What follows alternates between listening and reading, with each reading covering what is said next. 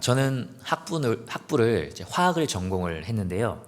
특별히 이제 대학원생은 아니었지만 한번 실험실 경험을 해보고 싶어서 무기화학이라는 화학의 한 분과의 교수님을 찾아가서 3학년 때 1년 정도 실험실에서 교수님의 논문 프로젝트를 도와주면서 그중에 한 부분을 맡아서 박사, 석사 선배들과 함께 실험을 해본 적이 있습니다.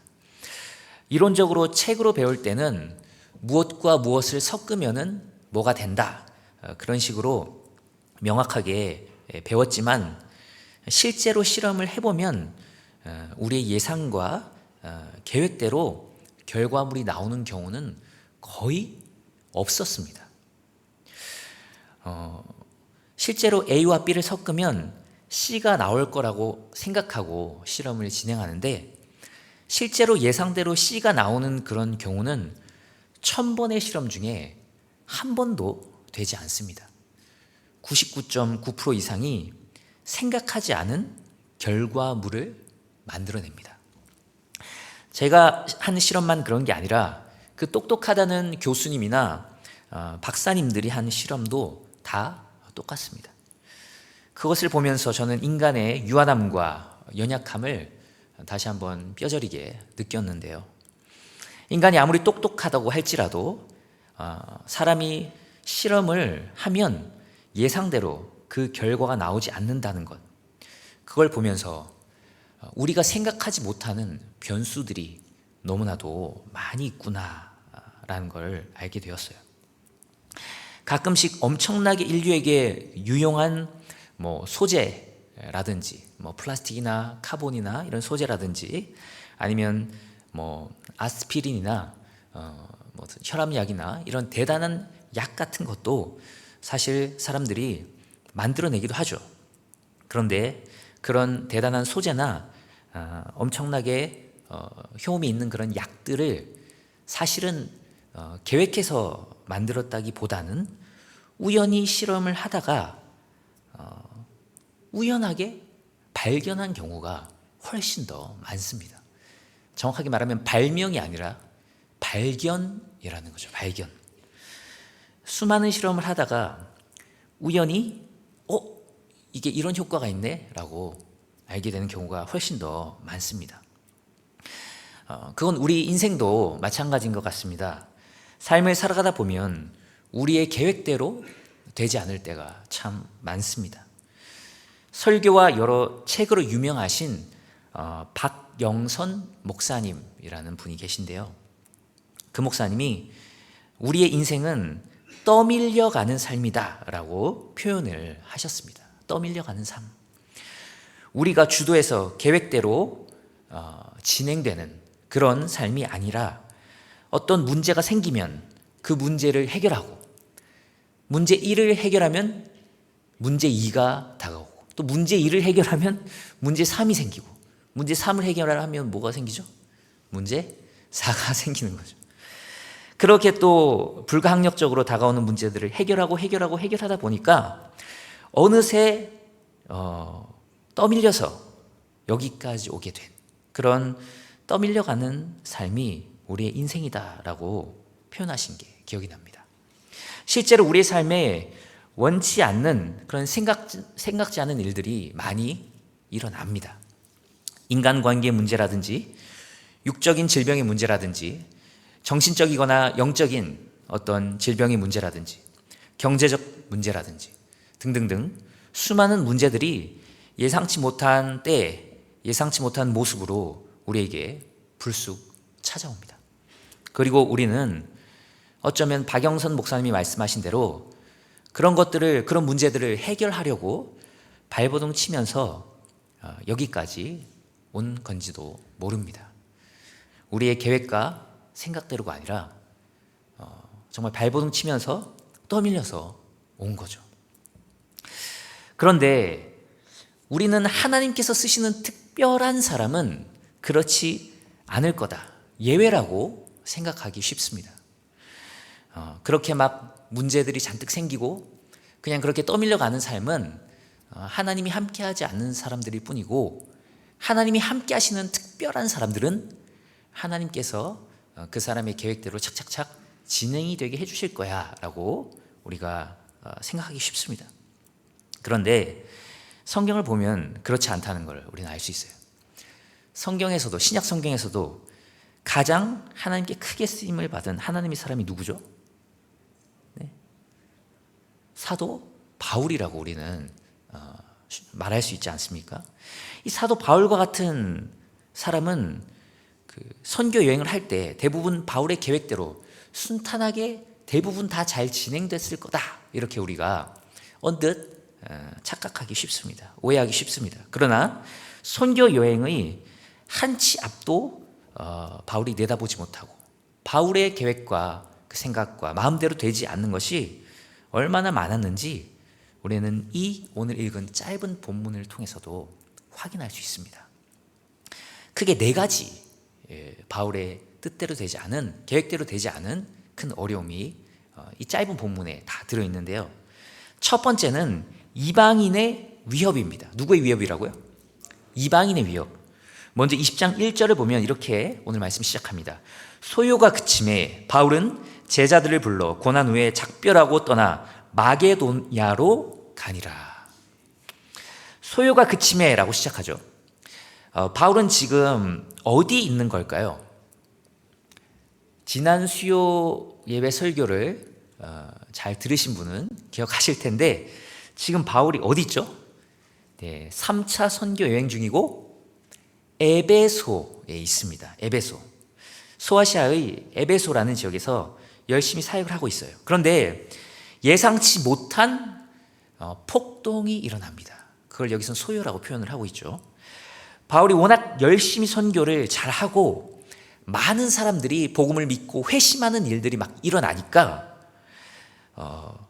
누가 직업을 잃게 생겼을까요? 우상을 만드는 사람들이 직업을 잃게 생긴 겁니다. 대표적으로 데메드리오라는 은장색, 즉 은으로 아데미 신상을 만드는 사람이 있었는데 이 사람이 이 신상을 만드는, 그 우상의 모양을 만드는 사람들과 이렇게 잘 얘기해가지고 함께 힘을 합쳐가지고 이 바울과 그 일행을 몰아내려고 소요를 일으켜요. 폭동을 일으킵니다. 이대로는 우리 다 굶어 죽겠다. 이렇게 열심히 신상을 만들어서 팔아가지고 돈 잘 벌고 이때까지 떵떵거리며 잘 살았는데 이제 우리 직업을 잃게 생겼다. 저 바울 때문에 사람들이 예수님 믿고 다 우상 버리고 조각상들 다 버리는 일이 일어나니까 우리 큰일 났다. 굶어 죽게 생겼다. 이러면서 소동을 일으킨 거죠. 바울도 생각지 못했던 이 큰 폭동이 일어났는데 다행히 바울과 그 일행들이 죽을 위협에 처하지만 거기 서기장이라는 그 서기장에 의해서 어느 정도 이 폭동이 진압이 되고 결국 바울은 계속 에베소에 머물 수가 없어서 에베소의 제자들을 불러서 여러 권면을 하고 작별하고 마게도냐로 이제 떠나게 됩니다. 바울의 계획에 이 폭동이 있었을까요? 없었을까요? 없었죠. 평탄하게 진행이 될 거라고 생각하고 사역을 계속 했을 텐데 생각지 못한 이방인의 이 폭동 때문에 위협을 받고 바울은 급하게 에베소를 떠날 수밖에 없었습니다. 이런 이방인의 위협이 여기 한 번만 일어나는 게 아니고 굉장히 많이 있어요. 그리고 두 번째로 유대인의 위협이 있습니다. 바울은 마게도냐를 거쳐 어디로 갔다고 오늘 본문이 얘기하고 있는지 아시나요? 헬라라고 기록되어 있는 곳으로 갑니다. 이 헬라는 이제 그리스인데 아가야 지방을 얘기하는 거예요. 아가야. 그 중에도 특별히 그 아가야 안에서도 뭐 아덴도 있고 고린도도 있었는데 이 고린도 교회에 가서 3달 동안 머물렀다. 오늘 본문이 말합니다. 그리고 배 시간이 되어서 고린도 근처에 있는 겐그레 항구에서 배를 타고 선교 파송 교회인, 지금 바울을 선교사로 파송한 그 선교의 베이스 캠프와도 같은 교회, 그 교회 이름이 뭔지 아시나요? 네, 수리아 안디옥 교회죠. 그 수리아 안디옥 교회가 있는 이제 수리아로 고린도에서 배 타고 가려고 계획하고 이제 항구로 갔습니다. 그런데 갑자기 유대인들이 이 바울을 죽이려고 한다는 음모를 듣게 됩니다. 이제 배 타고 수리아로 가야지 그러고 이제 항구로 가고 있는데 유대인들이 바울을 암살하려고 한다는 소식을 듣고 바울이 갑자기 경로를 변경할 수밖에 없는 일이 일어납니다. 사실 이제 고린도에서 배를 타고 수리아로 가려면 상당히 오랜 시간 동안 그러니까 한 20일 정도 이상 배를 타고 사실 가야 되는 그런 상황입니다. 그러니까 유대인들이 미리 유대인들로 선원들을 포섭해 놓은 거죠. 그리고 바울이 배에 타면 바울과 그 일행들을 선상에서 죽이고 그 다음에 망망대해 한가운데 물고기 밥으로 그 시체들을 던지려고 계획했던 것 같아요. 그러면 사실 되게 간단하잖아요. 배 위에서 사람도 많이 없으니까 죽이기도 쉽고 도망도 못 가니까.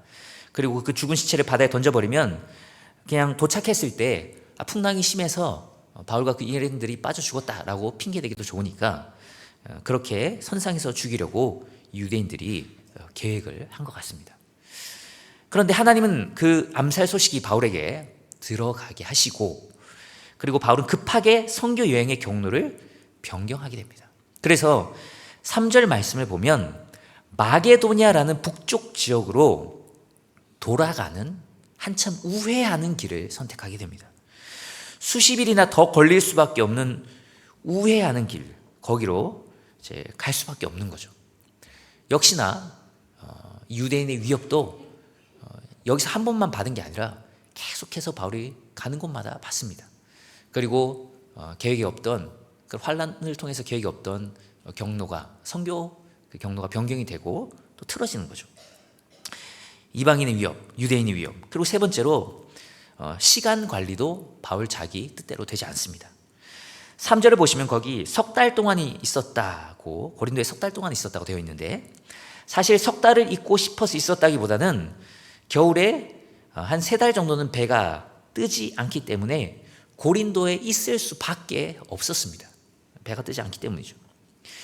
그리고 위에서 살펴본 유대인들의 위협으로 한참 우회해서 돌아갔으니까 예상보다 훨씬 더 몇십일 더 늦춰졌고 뿐만 아니라 6절을 보면 빌립보에서 드로아로 배로 건너가는데 닷새가 걸렸다고 합니다.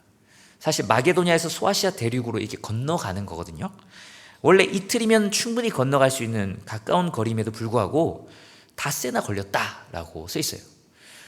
풍랑을 만난 건지 배에 결함이 생긴 건지 아니면 유대인들의 위협을 피해서 일부러 우회를 했는지 우리는 알 수 없지만 분명히 알 수 있는 건 원래 예상보다 훨씬 더 늦게 도착했다는 겁니다.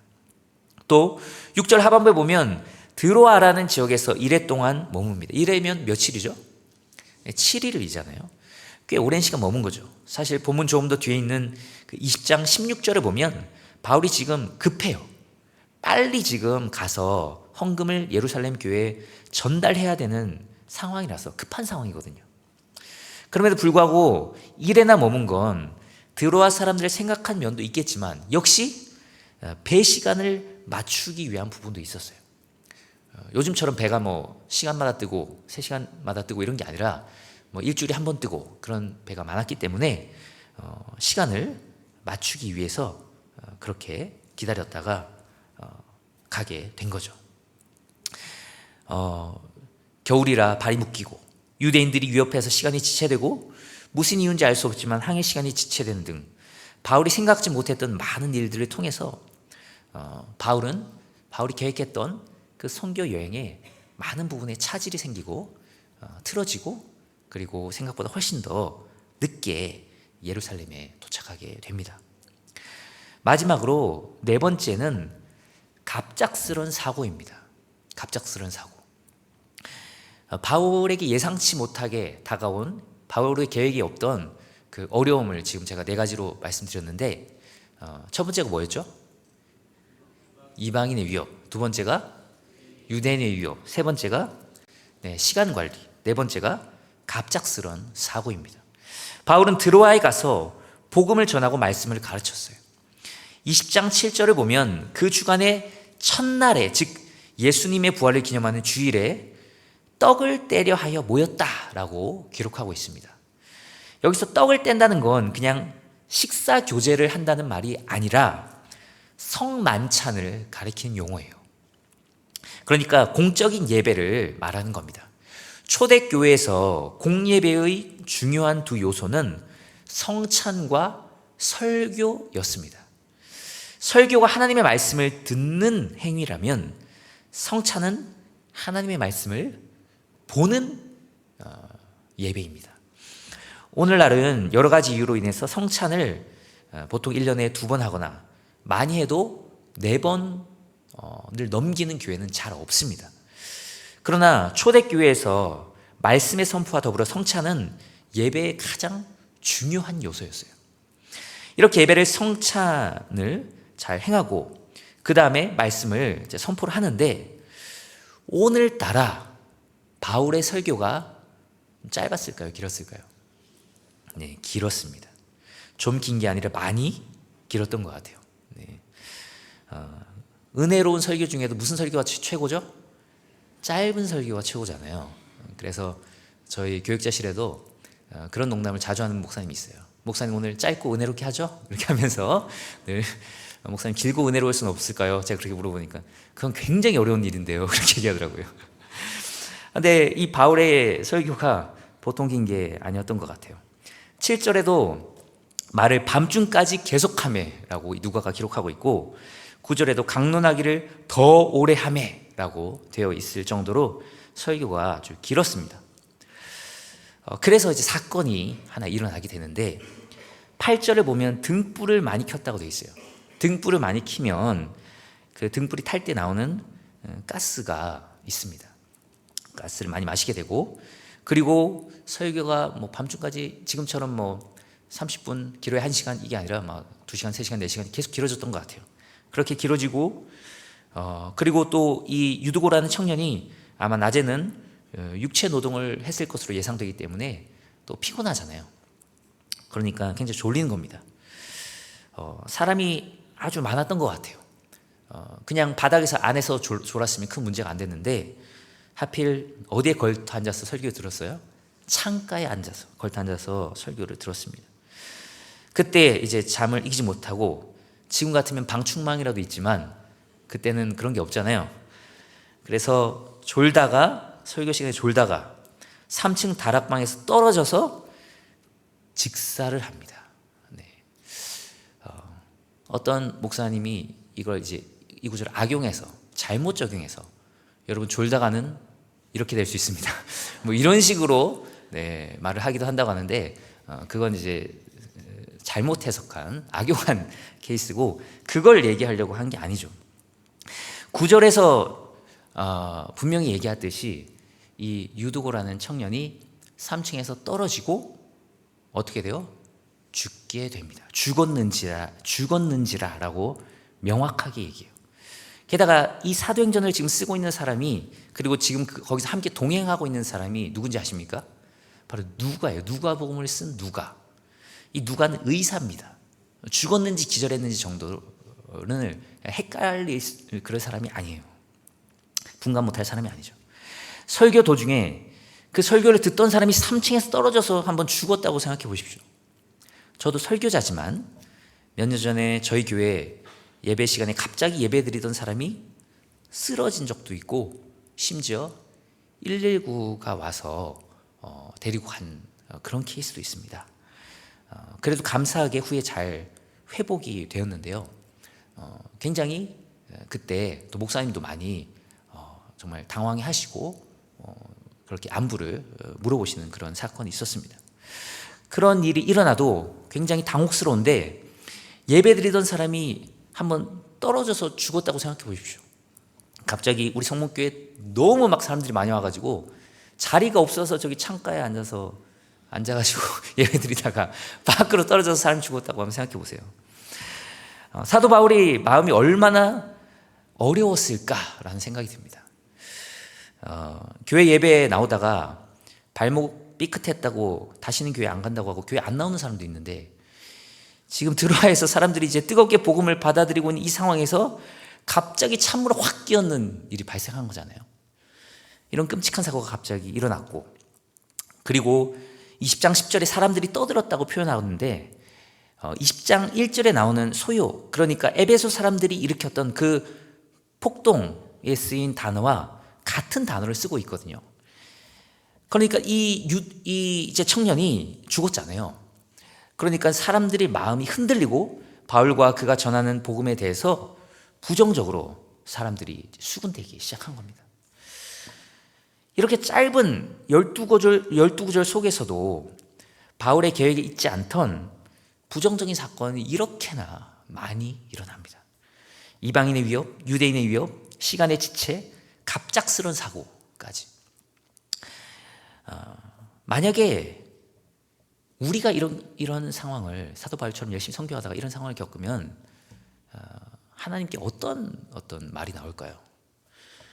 저 같으면 진짜 힘들고 더러워서 못 해먹겠다 그랬을 것 같아요. 정말 그런 원망의 말이 나오지 않겠어요? 나 잘 먹고 잘 살자고 지금 이러는 것도 아니고 진짜 모든 걸 다 포기하고 하나님 나라와 복음의 전파를 위해서 이렇게 헌신하는데, 형통하고 술술술 모든 게 잘 풀리고 문제가 없어도 시원찮은데 이렇게 주의 일을 하는데도 왜 자꾸 막히고 어려움이 생기고 계획이 틀어지고 이런 어려움이 찾아올까라는 생각이 들 것 같아요. 그럼에도 불구하고 오늘 본문을 더 유심히 살펴보면 하나님은 이런 화와 같이 보이는 일을 오히려 복으로 바꾸시는 분인 것을 우리는 볼 수 있습니다. 하나님은 화를 복으로 바꾸시는 분이신 줄 믿습니다. 에베소의 이방인들의 위협 때문에 바울은 속히 마게도니아로 건너가서 마게도니아와 아가야에 있는 교회들을 돌볼 수 있었을 뿐만 아니라, 이때 학자들은 보통 일루리곤이라고 해서 마게도니아 그 윗지역까지 가서 선교를 했다고 보거든요. 에베소에서 폭동 때문에 빨리 나와가지고 오히려 더 많은 지역에 복음이 전파될 수 있는 놀라운 계기가 된 거죠. 그리고 유대인의 위협 때문에 바울이 아가야와 마게도니아의 교회를 한 번씩 더 거쳐서 돌아갔어요.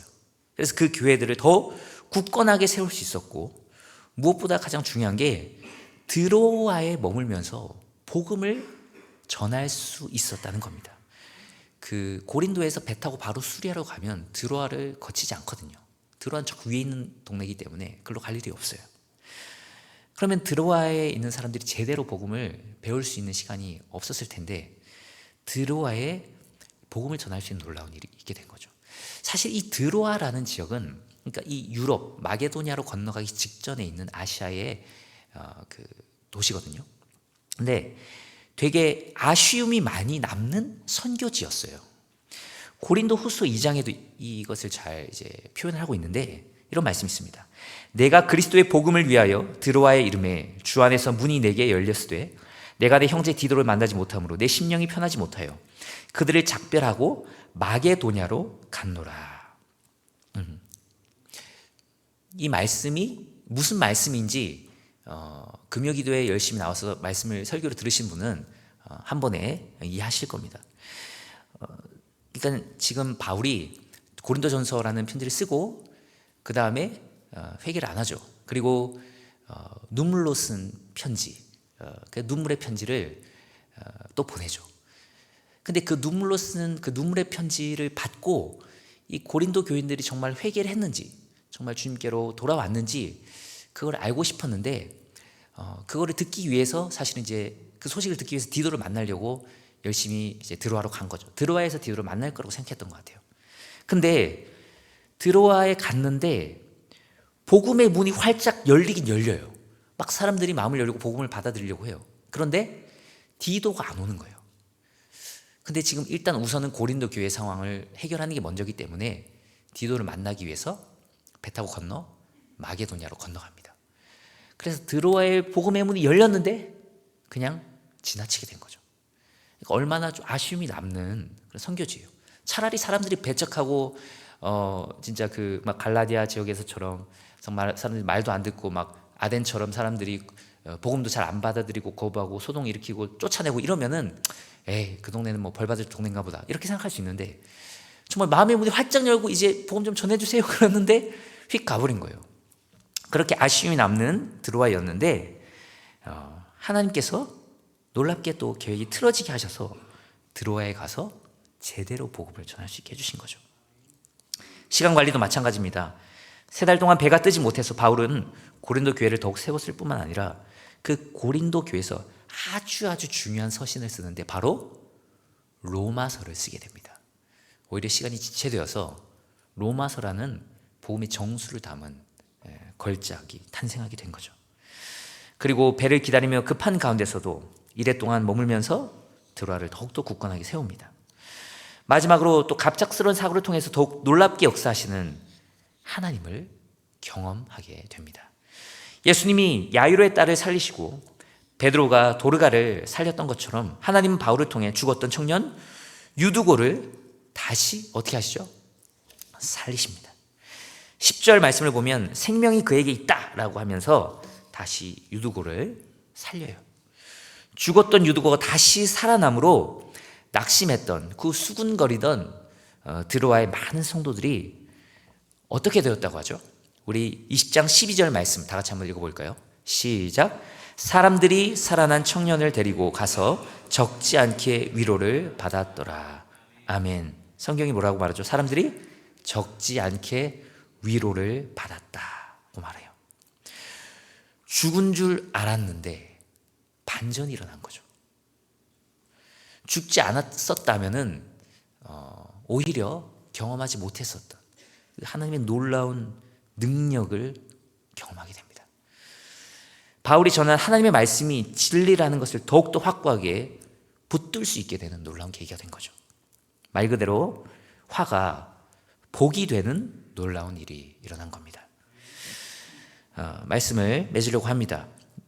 우리 하나님은 화를 뭐로 바꾸시는 분이신 줄 믿습니다. 뭐로 바꾸죠? 복으로 바꾸시는 분이신 줄 믿습니다. 우리의 삶도 때로는 예상치 못한 일이 불어닥치고 계획대로 되지 않는 일이 많지만 그럼에도 불구하고 하나님께서 선하시고 그 선하신 하나님께서 전능하신 하나님이시기에 모든 사건들을 통해 하나님께 영광이요 우리에게 가장 좋은 곳으로 주시는 분이신 줄 믿습니다. 우린 그걸 신뢰하기 때문에 믿음으로 나아가는 줄 믿습니다. 그 하나밖에 없는 독생자 아들 예수 그리스도를 아끼지 않고 우리를 위해 내어주신 하나님 아버지께서 무엇이 아까워서 우리에게 주시지 않겠습니까? 우리의 삶의 모든 상황 가운데 놀랍게 함께 하시고 우리의 걸음을 인도하시는 하나님 아버지를 의지하고 삼위일체 하나님을 의지해서 정말 하나님께서 인도하시는 길을 따라 걸어가 결국 합력하여 선을 이루고 하나님께서 가장 좋은 길로 인도하셨다라는 고백을 할 수 있는 우리 모두 되기를 축복합니다. 마지막으로 우리 로마서 8장 28절 한번 다 같이 읽고 마치도록 하겠습니다. 시작. 우리가 알거니와 하나님을 사랑하는 자 곧 그의 뜻대로 부르심을 입은 자들에게는 모든 것이 합력하여 선을 이루느니라. 아멘.